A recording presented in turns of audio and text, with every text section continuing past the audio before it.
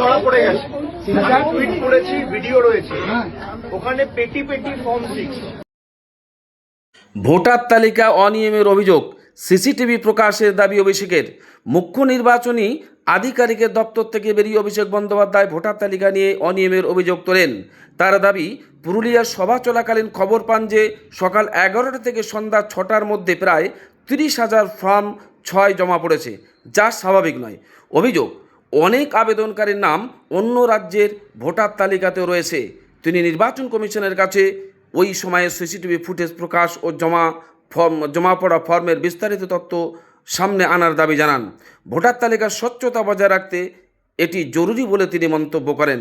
পাশাপাশি দলীয় কর্মী ও সাধারণ মানুষকে সতর্ক থাকার আহ্বান জানান অভিষেক বন্দ্যোপাধ্যায়।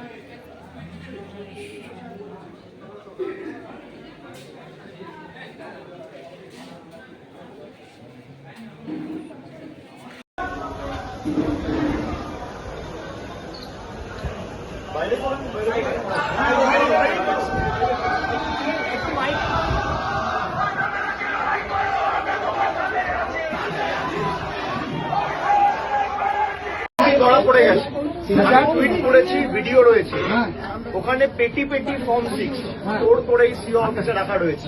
আর এদের সাথে কারোর বাংলার কোনো সম্পর্ক নেই। আমি এসে বিস্তারিত বলবো। Sir, we are waiting for the press তাহলে conference. চুরি ধরা পড়ে গেছে।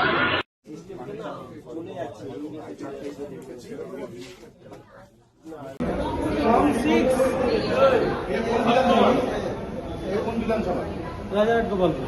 কত ফর্ম 6 হয়েছে? 600-700 আছে। 700। আপনারা কোন দলে? হ্যাঁ, কোন দলে? মানে কারা? ভারতীয় জনতা পার্টি। এটা কি শুধু একটা অ্যাসেম্বলি কনস্টিটিউয়েন্সি? একটা অ্যাসেম্বলি করছে। নতুন ফর্ম 6 এ যারা অ্যাপ্লাই করেছে যাদের ডিলিট হয়েছে তাদের জন্য ফর্ম ফিল আপ কাকে দেবেন? নির্বাচন কমিশন। এছাড়া ডেপুটেশন আছে কোনো? না, অ্যাসেম্বলিটা বলুন। 117 রাজারহাট গোপালপুর বিধানসভা। মানে এটা কেন দিচ্ছেন? যাদের নাম বাদ হয়ে গেছে জেনুইন ভোটার, শুধু তাদেরগুলোই দেওয়া হয়েছে। আপনার নামটা দাদা? আমার নাম সঞ্জয় দাস।